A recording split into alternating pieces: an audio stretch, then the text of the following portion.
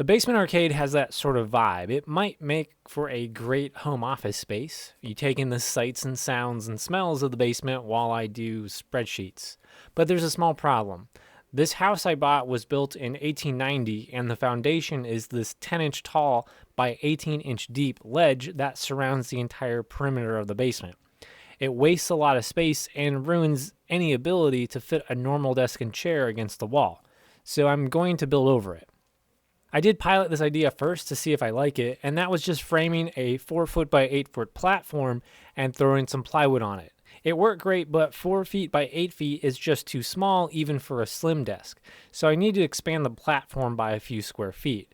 The add-on will extend the platform depth by 8 inches or until I meet the threshold of the basement cellar door. To expand the platform width, I'm adding a 10 by 24 inch section to accommodate a full 8-foot desk and make something of this dead space here. Since I'm refining this idea, a secondary problem I'd also like to solve is maybe hiding some cords under the platform. So why 2x4s? 2 reasons. They were reclaimed lumber, so they're free. And second, anything larger than like maybe a 2x6, and I'm going to bump my head into the basement infrastructure like this return air duct. So here's what I'm going to build onto the core 8 foot by 4 foot frame. I did have to draw this out to make sure I can assemble it and reduce mistakes when cutting.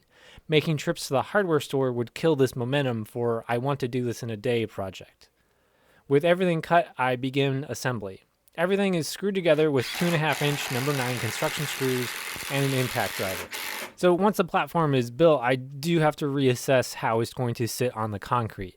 It does sit on concrete that is below grade, and being a basement from like 1900, it definitely likes to let moisture through.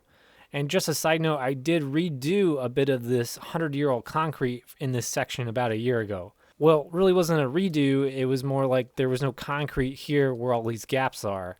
This was just dirt and clay between these two big rocks.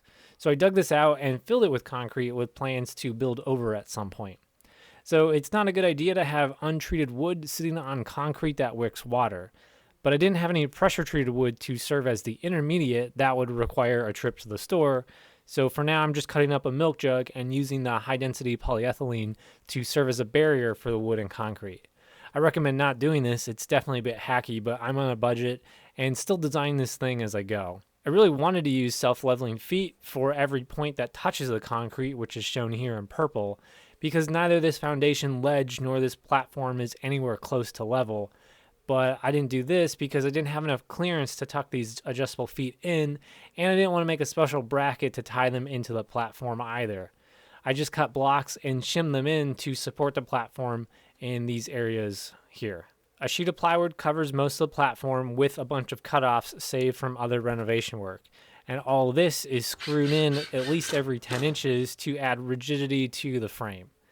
I did leave 2 panels loose to hide a power strip and tuck in some cords.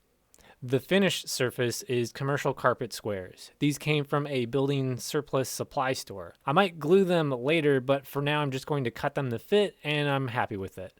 Later I'll cut some lumber to make a lip at the rear edge to keep me from rolling off of it. Of course, the command center needs some LEDs to light it up. It is cheesy, but it's really a visual reminder to keep me from hitting my shins on this platform when the lights are off. And that's it. In the end, it worked out really well, and it's much better than sitting on a really high stool trying to use a normal sized desk against the wall. Here's the before and after, and thanks for watching.